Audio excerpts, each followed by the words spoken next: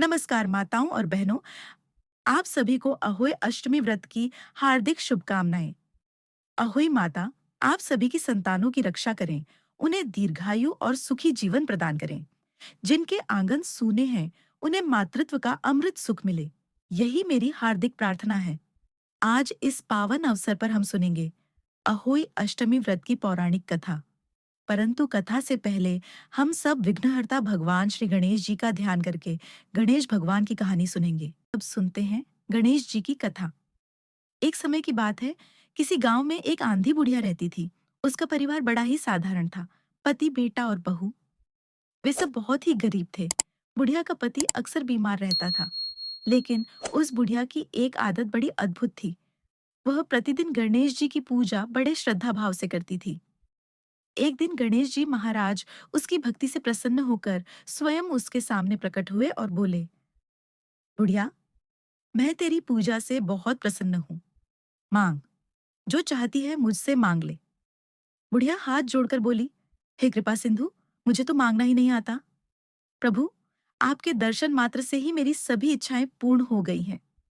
गणेश जी मुस्कुराए और बोले, बुढ़िया, मैं आया हूं तो खाली हाथ लौट नहीं सकता। कुछ ना कुछ तो तुझे देकर ही जाऊंगा। तू सोच ले और कल मुझे बता देना। अपने घर वालों से भी पूछ लेना।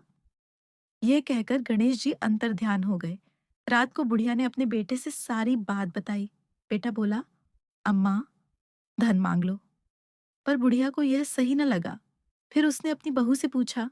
बहू बोली, माँ, आप पोता मांग लीजिए। बुढ़िया ने अपने बीमार पति से पूछा तो वह बोला, अरे, मेरी जिंदगी और सेहत मांग ले। अब बुढ़िया सोच में पड़ गई। फिर उसने पड़ोसन से पूछा। पड़ोसन बोली, अरे बुढ़िया, तू क्यों धन मांगे और क्यों पोता मांगे?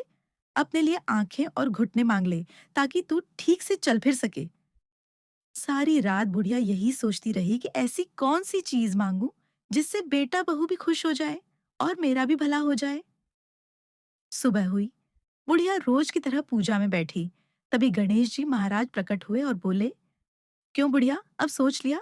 बता, क्या मांगती है?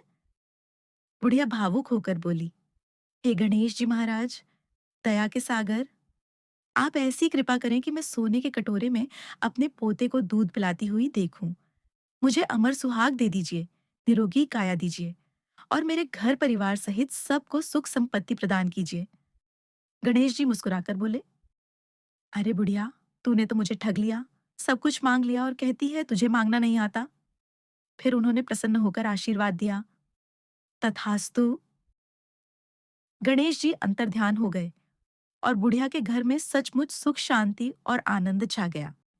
हे विघ्नहर्ता गणेश भगवान, जैसे आपने उस बूढ़ी माई को दिया, वैसा ही इस कथा को कहते सुनते और हुंकारा भरते सभी को देना।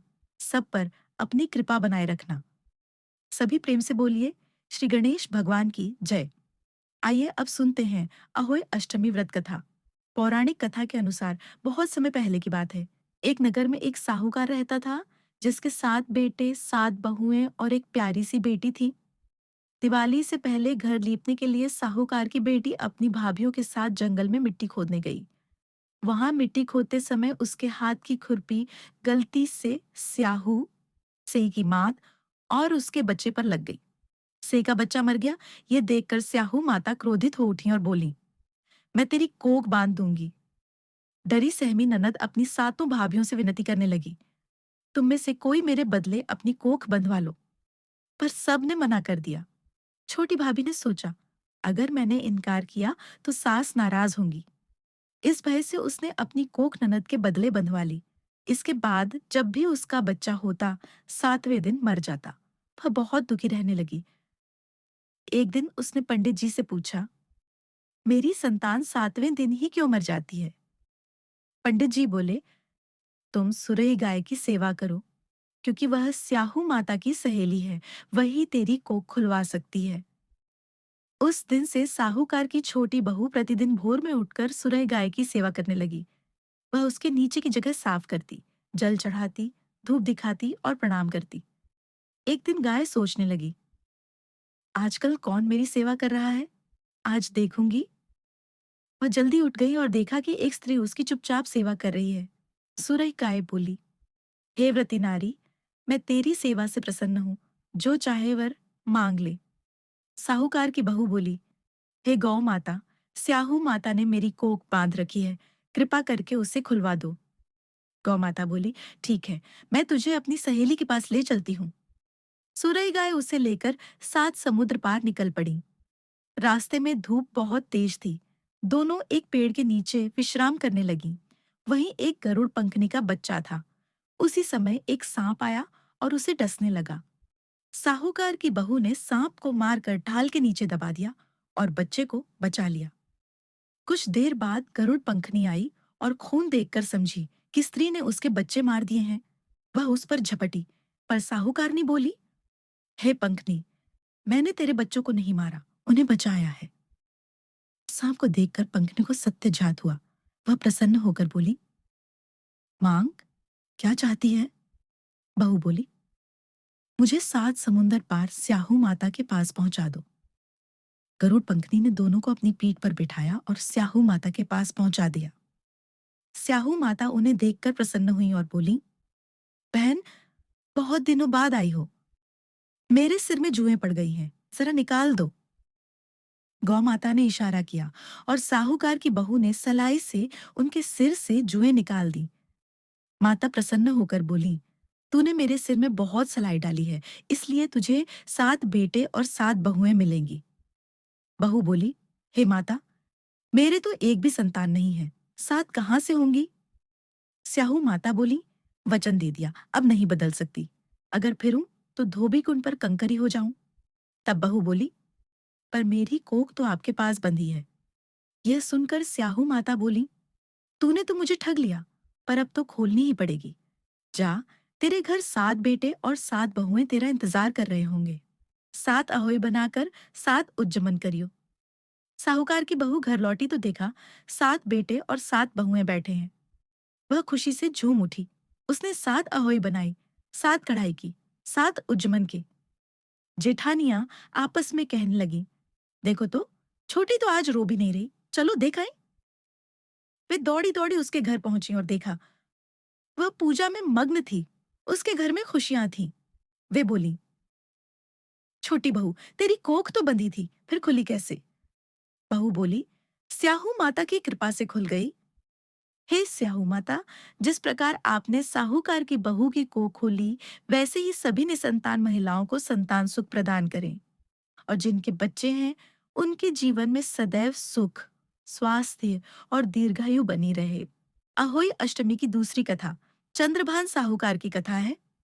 बहुत समय पहले झांसी के पास एक नगर में चंद्रभान नामक साहूकार रहता था। उसकी पत्नी चंद्रिका बुद्धिमान, सती साध्वी और गुणवान थी, लेकिन उनके सभी पुत्र पुत्रियां बाल्यकाल में ही स्वर्ग सिधार गए। दोनों दुखी होकर सोचने लगे, हमारे बाद हमारी संपत्ति कौन संभालेगा? उन्होंने निश्चय किया, अब हम वन जाकर प्रभु भक्ति में जीवन व्यतीत करेंगे। दोनों घर छोड़कर वन में निकल पड़े। चलते चलते वे शीतल कुंड पहुंचे और निराहार रहकर प्राण त्यागने का निश्चय किया।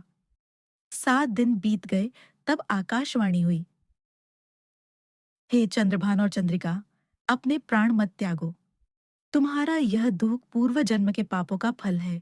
यदि तुम्हारी पत्नी कार्तिक कृष्ण पक्ष की अष्टमी को अहोई माता का व्रत करेगी, तो माता प्रसन्न होकर तुम्हें दीर्घायु पुत्रों का वरदान देंगी। चंद्रिका ने व्रत का संकल्प लिया, विधि विधान से अहोई माता का पूजन किया और राधा कुंड में स्नान किया। जब दोनों घर लौटे तो अहोई माता प्रकट हुई और बोली, वर मांगो। दोनों ने कहा, हे माता, हमें दीर्घायु पुत्रों का आशीर्वाद दीजिए। माता ने कहा, तथास्तु। कुछ समय बाद उन्हें दीर्घायु पुत्र प्राप्त हुए और उनका जीवन सुख समृद्ध हो गया। इस प्रकार अहोई माता की कृपा से निसंतानों को संतान सुख और संतानों को दीर्घायु का वरदान मिलता है। सभी प्रेम से बोलिए, अहोई माता की जय। अहोई अष्टमी व्रत विधि। अहोई अष्टमी के दिन प्रातः स्नान कर व्रत का संकल्प लें।